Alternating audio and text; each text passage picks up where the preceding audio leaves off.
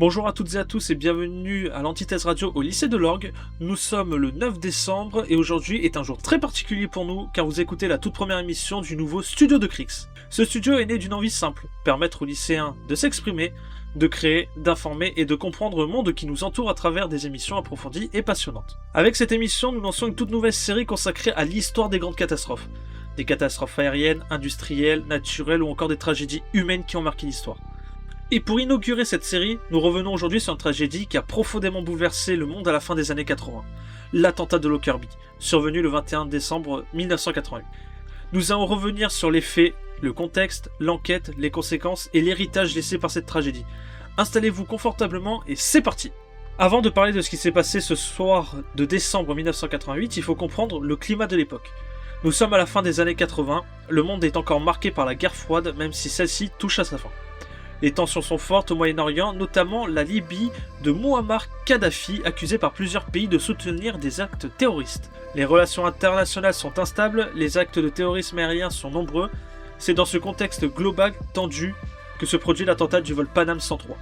Nous sommes le 21 décembre 1988. Le vol Panam 103, un Boeing 747 reliant Francfort à New York via Londres, décolle de l'aéroport d'Heathrow à 18h25. À bord, 243 passagers, 16 membres d'équipage, des étudiants, des familles, des diplomates, des touristes, etc. Des personnes comme vous, comme moi, comme n'importe qui. À 19h02, moins de 40 minutes après le décollage, quelque chose de terrible se produit. L'avion explose en plein vol à près de 10 000 mètres d'altitude. La boule de feu est visible depuis le sol, les débris se dispersent sur des dizaines de kilomètres, et certaines s'écrasent directement sur la ville de Lockerbie, en Écosse. Sur le coup, les habitants pensaient à un tremblement de terre ou à une explosion locale, mais ils réalisent rapidement qu'un avion vient de tomber. Le bilan humain est catastrophique. 270 morts, dont 259 à bord et 11 personnes au sol dans la ville de Lockerbie. C'est l'un des pires attentats jamais commis au Royaume-Uni. Très rapidement, les autorités confirment qu'il ne s'agit pas d'un accident mécanique. Toutes les analyses convergent vers une seule explication. Une bombe a été explosée dans la soute de l'avion. Lockerbie est une petite ville d'environ 4000 habitants, une ville calme, paisible. Ce soir-là, elle devient un champ de ruines. Des maisons détruites, des routes couvertes de débris, des flammes, un avion coupé en morceaux dans les jardins et les rues. Les habitants se mobilisent instantanément. Certains ouvrent leurs maisons au secours, d'autres aident à dégager les routes. Pendant des jours, Lockerbie devient un lieu de tristesse mais aussi de solidarité. Un traumatisme qui restera gravé dans la mémoire collective. L'enquête qui suit est l'une des plus complexes jamais menées dans l'histoire de l'aviation. Les enquêteurs écossais, américains et plusieurs pays européens travaillent main dans la main. Ils analysent des milliers de fragments d'avions récupérés sur plus de 2000 km². Après des mois de travail minutieux, ils remontent la piste jusqu'à une valise contenant une bombe, dissimulée dans un magnétophone modifié, équipé d'un détonateur sophistiqué. Cette valise avait été enregistrée lors d'un vol partant de Malte.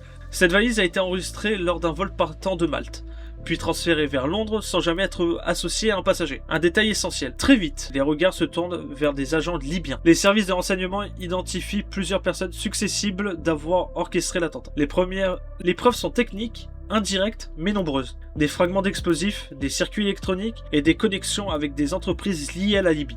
Pendant plus de 10 ans, la Libye nie toute implication. Mais sous la pression internationale, elle finit par livrer 2 suspects en 1999. En 2001, un procès exceptionnel se déroule aux Pays-Bas sous juridiction écossaise. Abdelbasset Al-Megrahi est reconnu coupable. Il devient officiellement le seul condamné de l'attentat de Lockerbie, mais cette affaire reste controversée. Certains affirment qu'il n'a pas agi seul, d'autres pensent qu'il a été un bouc émissaire. Au fil des années, la Libye versera plusieurs milliards de dollars d'indemnisation tout en continuant de nier une responsabilité directe. Lockerbie a profondément changé le monde.